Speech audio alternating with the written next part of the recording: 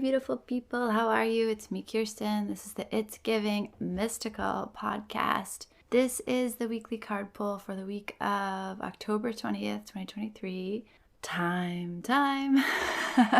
It's so mysterious. I think about recording that Six of Swords podcast last week, and this last week has felt like a lifetime in so many ways. Isn't it interesting how things happen and our perspective just shifts and it's effortless? I went to see a play with a friend yesterday, and some of the themes in the play they fell so flat, like the humor changed.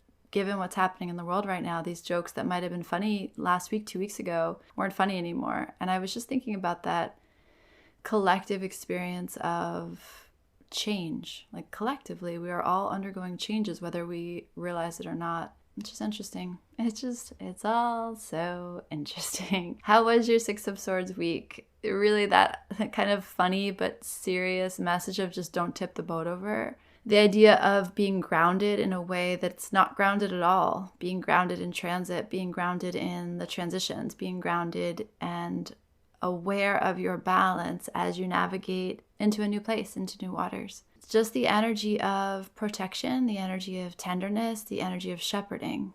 How we do that for each other, how we allow that to happen for ourselves. Where you fall on that spectrum, which part of that is easier for you, which part of that is more of a struggle. But I hope there was some awareness in this last week of your movement, our transit to someplace new. The card I pulled for us this week is the Eight of Swords. So we're staying here in the Swords family for a little while. I don't know if we've pulled this card on the podcast before, but swords are, recap, air energy, the mental body. So it has to do with language, it has to do with thinking, thoughts, it has to do with planning, it has to do with analytics, it has to do with structure around our air energy, structure around our energetic body, giving it the momentum it needs to make a plan and see it through and communicate it. The eights are the number of manifestation, the number of as above, so below, the number of my energetic body, like the recall. The eight is an awareness of how sacred you are, but specifically how energetic a being you are. You can sit here and hear me say this, and you can kind of feel your body and feel the solidity of you here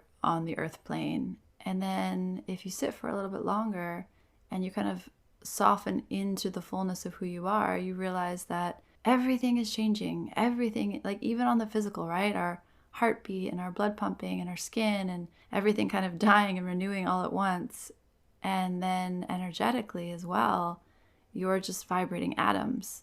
Like you're not as solid as you think, baby. The eights are kind of this sense, this call and response of I am an energetic being. The tune that I play, the universe hears it and responds accordingly. And that is such a dynamic process, right? That isn't like this morning in meditation. That's like this breath to this breath to this breath. Everything is shifting, everything is moving, and the universe is responding to that call, this constant call and response. And that's not said to say, be careful. It's not said to put some kind of idea out there that we have to be a certain way. That's part of the work we're doing, is that we're putting down that spiritual kind of condemnation of, well, if you just got your energy right, if you just were more aligned, if you were just more open, if you're just more healed, like that's all bullshit. It's really time we put that away and we embrace the fullness of our humanity, the fullness of our messiness. I was speaking to another friend, and just this idea that God, the universe, there are no mistakes. Mistakes are not made. So nothing about you is a mistake. The way you are singing, the way you are forming and reforming moment to moment is just right. And there's a harmony and a rhythm and a meaning to that you don't need to do much. It comes back to so much of your doing is a full or expression of your being. And that this idea of taking responsibility for your energy is really taking responsibility for your capacity to be present in the moment, just to be here. How here are you? And so the Eight of Swords is this interesting moment where our air energy is very present in our ability to manifest, and it's become a little bit of a barrier. So in the Eight of Swords, there's this fence of swords, and there's a figure who is blindfolded and bound and barefoot, and they're they're finding their way down this stream, and they're standing in the gap in the fence of the swords. So the swords are all lined up, and then this figure who is not really using their mental body, they're using more their physical, energetic, intuitive body, particularly their intuition with the water and their physical body with their movements. And they're standing in this gap in the swords. And the messaging really of the Eight of Swords is that you can trust yourself. I had a teacher, Kendra Kunov, who I've mentioned before, and one of the things that she said that sticks with me the most, is this idea of you don't have to explain yourself even to yourself. And she's speaking about the idea of intuition. When your intuition hits, when your knowing hits,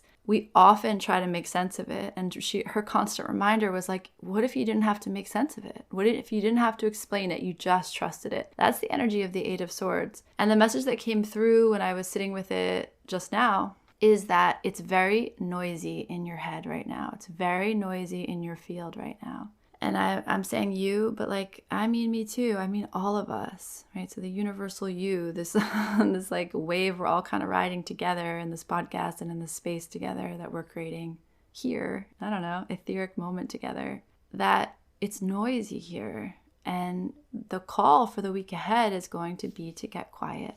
The call in the week ahead is going to be to distinguish the air energy around you, what's yours and what's not yours. I wonder, like, it's very clear. I can feel it very clearly for myself. But for you, if you could just take a moment and think about the voices in your head, think about what you're thinking about, think about whose opinion matters, think about the media that you're ingesting, the social media, the general media, the messaging that you're hearing. Think about the people that you love and what their needs are and what you're kind of tracking in terms of what they need and who they are and how you can be in relationship to them. Think about your own healing journey and the way it's supposed to be and the things you're working on and how you want to be, what you're hoping to move towards. Think about the stories that come in your family. Think about the collective fairy tales and the collective unconscious that lives with all of us, with the archetypes, with the tarot. There's a lot of voices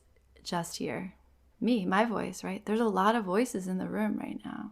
The call for this week ahead is to remember that while those voices are valid, while air energy has its purpose, in this moment is distracting.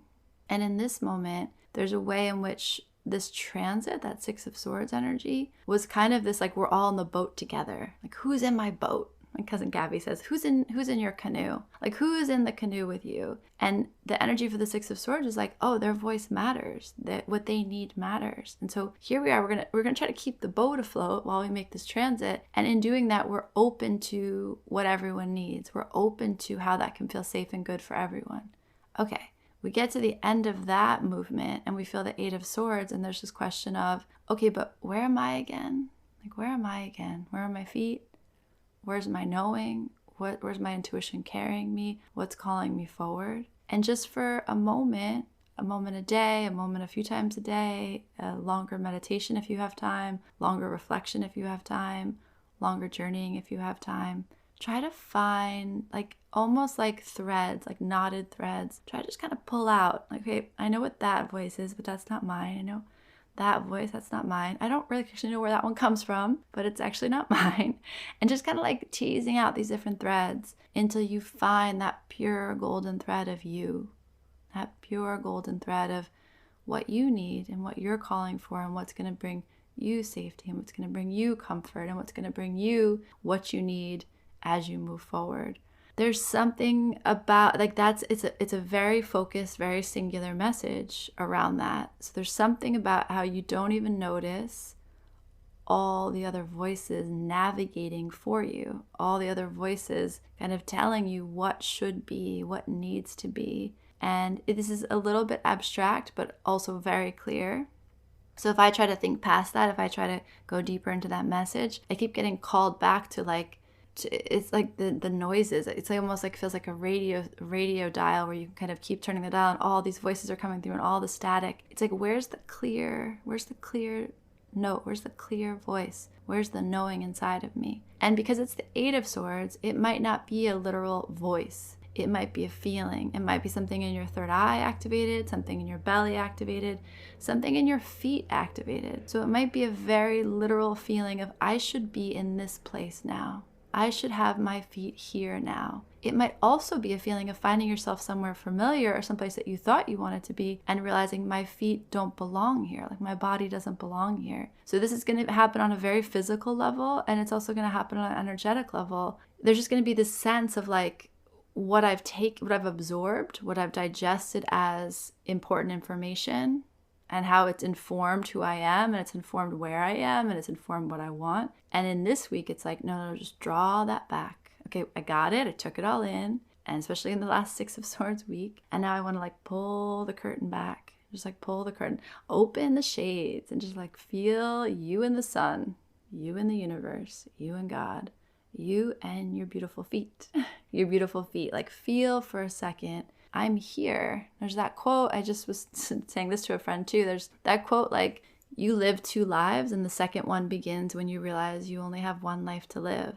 So all the voices, the ones that are noisy and we can identify, the ones that are quieter but maybe stronger that we can't quite identify. In this week ahead, there's just the sense of, okay, I'm just gonna stay here for a moment and let them make their noise and keep tuning the dial until I hear myself, until I know that I am in touch with myself. And then I'm going to let that self guide my movements. This is important. Guide my movements. So not guide my thoughts, not guide my plans, not guide my decisions or my communication, but guide my movements. This is the key message of this week. And it feels very specific, and it feels very important, and it feels very clarifying and fortifying. And there's something about the willingness to put the other sounds away, the other voices away, hear yourself, like hear and feel yourself clearly, and then follow your feet. There's something about that that is important. And there's something about that that is really an act of love and an act of faith in yourself. And when you come back past this some other time and you look at this moment this week ahead, it's going to be like, I am someone I can trust. And that's the exercise that's happening. It's like I have a lot of input, a lot of ideas, a lot of energy around me, but there's some clear bell that rings in my heart, that rings in my soul, that rings in my field. This week, my job is to hear that and move accordingly. That's it. Listen for your own song.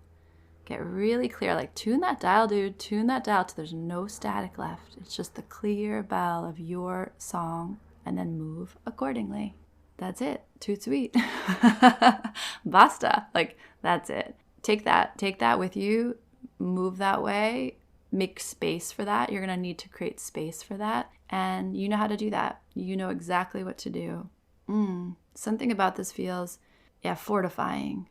Like, if you are willing to create the space for this, to listen for yourself and to move accordingly, you are going to understand what it means to trust yourself in a pretty brand new way. And in a pretty deep way. And I like that for you. I like that a lot. I like it for you. I like it for me. And I like the feeling of feeling all of us moving where we're called to move without explaining it to anyone, without explaining it even to yourself, trusting yourself so deeply.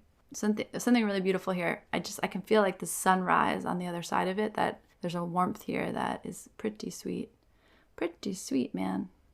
Okay, sending you so much love, sending you grace and space around your own body, your own field, sending you possibility around tuning that dial, whatever that means to you, and sending you the strength to trust your feet, trust exactly where you want to be, and trust exactly when you don't want to be somewhere anymore. Like, trust yourself. You don't need to explain it to anyone. You got this. 8 of Swords is a challenging card, and I have always loved it. There's something about the journey that this character goes on that's like, dude, you just can't mess with her. And actually, there's some theories that the Queen of Swords is this is the Queen of Swords on her journey. This is the heroine's journey of the Queen of Swords. And when you get to the Queen of Swords, she has a wrap around her wrist. And it's her reminder that when all else failed, she could trust herself. When all else fails, you can trust yourself too. Okay? Cool. Big love, big hug, and I will check you later. Bye.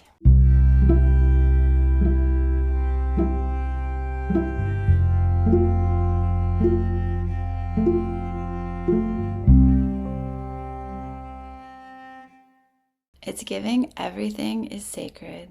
It's giving art. It's giving light you up and turn you on and set you free. It's giving curiosity. It's giving freedom. It's giving love. It's giving you are more magical and powerful than you can comprehend. It's giving, I don't know what's happening, but I am so here for it. It's giving you are pure potential. It's giving mystical.